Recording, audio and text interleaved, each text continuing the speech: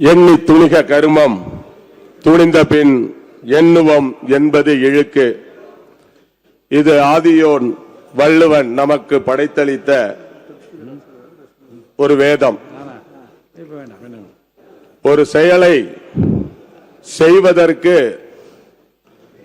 பல்வேறு முறை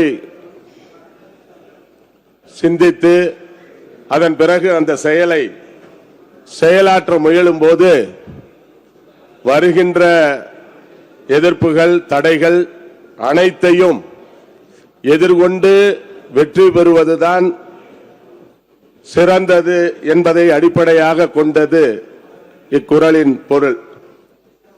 அப்படி ஆதியோன் வள்ளுவன் நமக்கு வகுத்தளித்த வழியிலே தமிழகத்து அரசியல் மக்களுக்கான அரசியலாக அமைய வேண்டும் என்பதற்காக தான் நேசித்த திரையுலக பயணத்தையே நிறுத்தி மக்கள் பணியாற்ற வேண்டும் என்ற மகத்தான எண்ணத்தோடு தமிழக வெற்றிக் கழகம் என்னும் கழகத்தை உருவாக்கி அந்த கழகத்தின் வாயிலாக 3 ஆண்டுகளில் தமிழக சட்டப்பேரவை தேர்தலை எதிர்கொண்டு ஒட்டுமொத்த மக்களின் பேராதரவை பெற்ற தனிப்பெரும் தலைவராக இந்திய அரசியல் வரலாற்றில் இல்லாத அளவுக்கு தனி கட்சியாக தனித்து மக்களை சந்தித்து மாபெரும் ஆதரவை பெற்று தமிழகத்தின் முதலமைச்சராக அமர்ந்திருக்கின்ற கழகத்தின் காவல் வீரனாக, தமிழக மக்களின் காவலராக செயல்பட்டு வரும் மாண்புமிகு முதலமைச்சர், மக்கள் விரும்பும் தளபதி அவர்களே, இந்த பேரவையிலே இந்த வாய்ப்பை வழங்கி இருக்கக்கூடிய மாண்புமிகு பேரவை தலைவர் அவர்களே, மாண்புமிகு அமைச்சர் பெருமக்களே, மாண்புமிகு எதிர்க்கட்சி உள்ளிட்ட தலைவர் பெருமக்களே, மாமன்ற உறுப்பினர்களே, இந்த பேரவையிலே உரையாற்றுகின்ற வாய்ப்பிற்கு என்னை தேர்வு செய்த என் தஞ்சாவூர் சட்டமன்ற தொகுதியினுடைய மக்களே, அனைவருக்கும் இந்த நேரத்திலே நன்றியினை தெரிவித்துக் கொள்கிறேன். மாண்புமிகு முதல்வர் அவர்களே, நீங்கள் புதியவற்றையும் புதுமைகளையும் கற்பதிலே மாண்புமிகு மாணவன். எதிரெதிர் கொள்கைகள் கொண்டவர்களையும் மக்களின் நலனுக்காக ஒன்றிணைத்து குரலெழுப்பச் செய்யும் நண்பன்.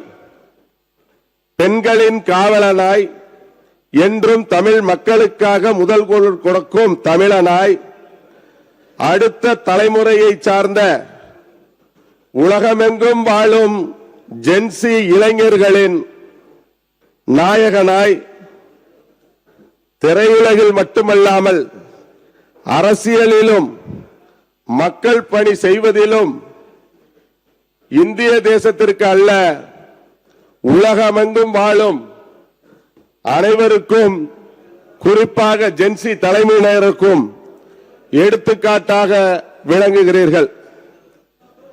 Ordinary people chase the success.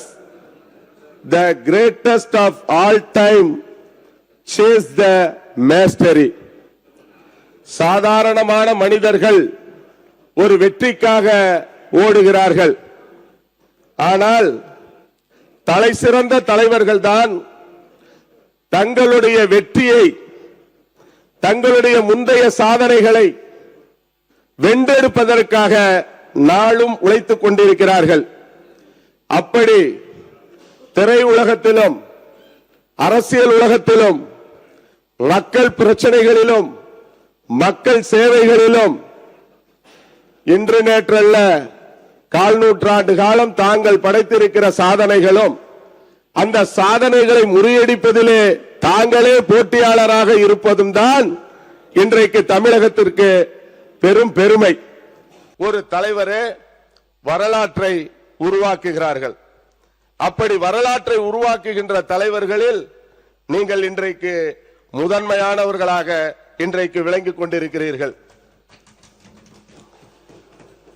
புயலும் அலையும் திசை மாறி சென்றாலும் அதை முழுமையாக சமாளித்து தான் செலுத்த நினைக்கின்ற கப்பலை களத்தை இலக்கு நோக்கிய சிந்தனையில் செலுத்தி வென்பவரே சிறந்த கேப்டன்.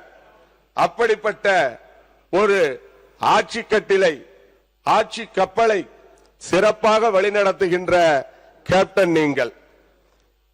அதே போல எதிரிகளால் சொல்லாக இருந்தாலும் கல்லாக இருந்தாலும் எரியப்படுவது கல்லோ சொல்லோ அவற்றையே படிக்கட்டுகளாக்கி நீங்கள் வெற்றி மாளிகைகளை எழுப்பி வருகிறீர்கள்.